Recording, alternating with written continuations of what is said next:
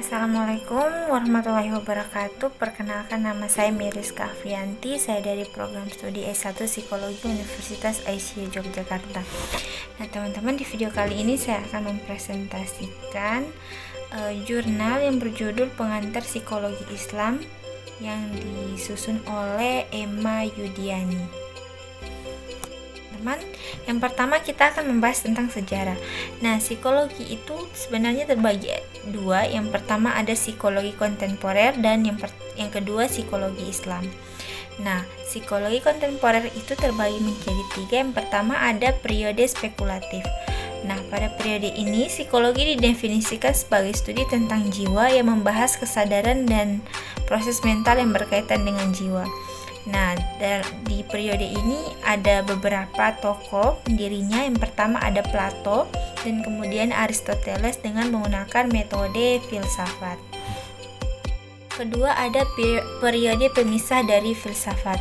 Nah, pada periode ini psikologi didefinisikan sebagai ilmu pengetahuan tentang kehidupan mental seperti pikiran, perhatian, persepsi, inteligensi, dan kemauan dan ingatan.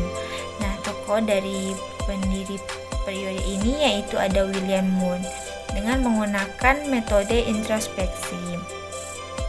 Selanjutnya yang ketiga ada periode empiris dan eksperimental.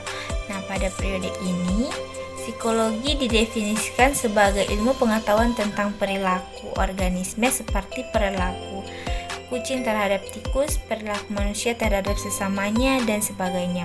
Nah, tokoh dari periode ini ada John Watson, Sigmund Freud, Ivan Pavlov. Nah, metode yang digunakan dalam periode empiris ini yaitu metode eksperimen. Selanjutnya ada psikologi Islam. Psikologi Islam itu terbagi dua periode. Yang pertama ada periode klasik dan yang kedua ada periode modern. Nah, pada periode klasik itu psikologi sebenarnya sudah ada sejak zaman Islam itu pertama, sejak zaman Nabi Muhammad SAW masih hidup. Namun pada perkembangannya kajian mengenai jiwa terpecah menjadi dua kelompok utama. Yang pertama ada kelompok pertama.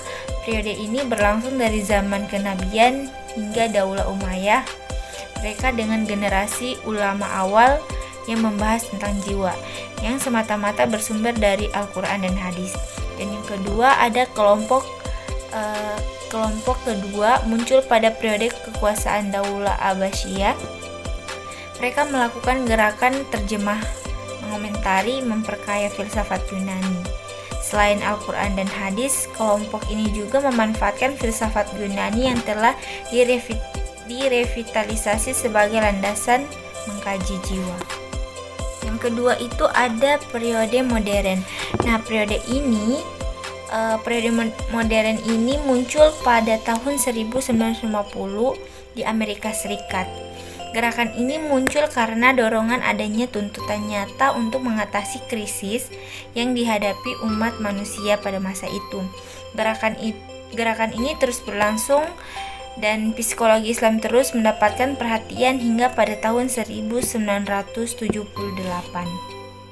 Teman-teman di luar sana mungkin pasti bertanya-tanya ya dalam hati, kenapa sih harus ada psikologi Islam? Kenapa sih kita harus pelajari tentang psikologi Islam gitu? Nah, ini ada beberapa alasan kenapa psikologi Islam itu harus dipelajari atau kenapa psikologi Islam itu harus ada. Yang pertama yaitu psikologi Islam itu psikologi kontemporer dalam perkembangannya dianggap mengalami distorsi yang fundamental. Psikologi yang seharusnya berbicara tentang jiwa atau konsep jiwa, namun ternyata tidak mau tahu tentang hakikat jiwa itu sendiri, serta keberatan akan praktek melandaskan kajian perilaku manusia pada hasil penelitian terhadap perilaku hewan, sehingga seolah-olah psikologi itu mempelajari yang tidak bernyawa. Itu menurut Mujahid dan Muzakir 2002. Selain itu ada juga ketidakpuasan akan teori-teori psikologi kontemporer yang berdasarkan ilmuwan psikologi muslim, bahwa ketika mereka mengkaji psikologi, mereka merasa sebagai seseorang muslim yang berprofesi sebagai ilmuwan psikologi, bukan seorang ilmuwan psikologi yang kebetulan beragama Islam.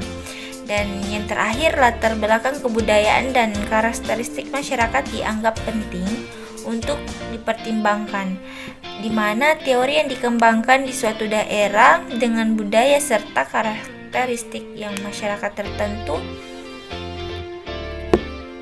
tidak sesuai dengan diaplikasikan di daerah lainnya dengan karakteristik masyarakat dan budaya yang berbeda.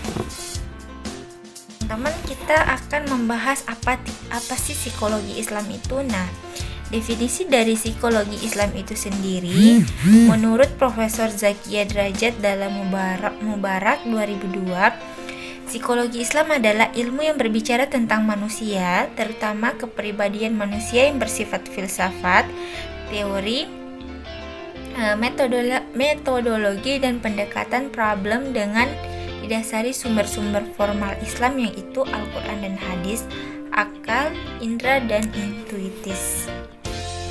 Baiklah, selanjutnya kita akan membahas ruang lingkup. Nah, menurut Profesor Zakia Derajat, yang membedakan psikologi kontemporer dengan psikologi Islam adalah dalam rumusan konsep manusia dan dalam pendekatannya.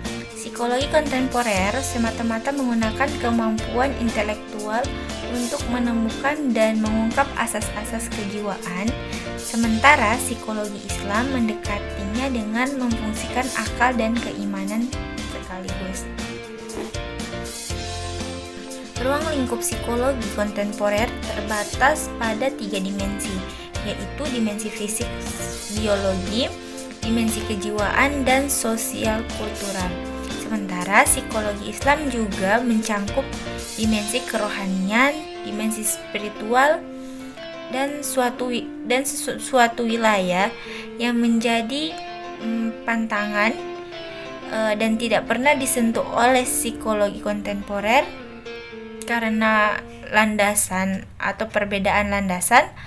Maka di sini psikologi Islam akan bertemu dengan tasawuf yang dimaksud nantinya. Kita akan membahas tentang metode.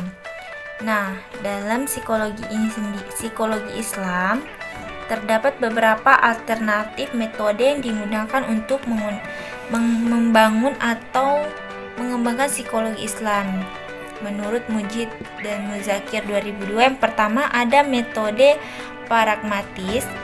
Metode ini adalah metode yang mengkaji dan mengembangkan psikologi Islam yang lebih mengutamakan aspek praktis dan kegunaannya. Kedua, ada metode idealistik, yaitu metode yang lebih mengutamakan pengalian psikologi Islam dari ajaran Islam sendiri. Teman-teman, itulah tadi sedikit penjelasan dari saya mengenai pengantar psikologi Islam karya Ibu Emma Yudiani. Dari saya, apabila ada salah kata atau kekurangan dari presentasi atau pemaparan materi tadi, mohon dimaafkan. Semoga bermanfaat buat kita semua. Sekian dari saya. Wassalamualaikum warahmatullahi wabarakatuh.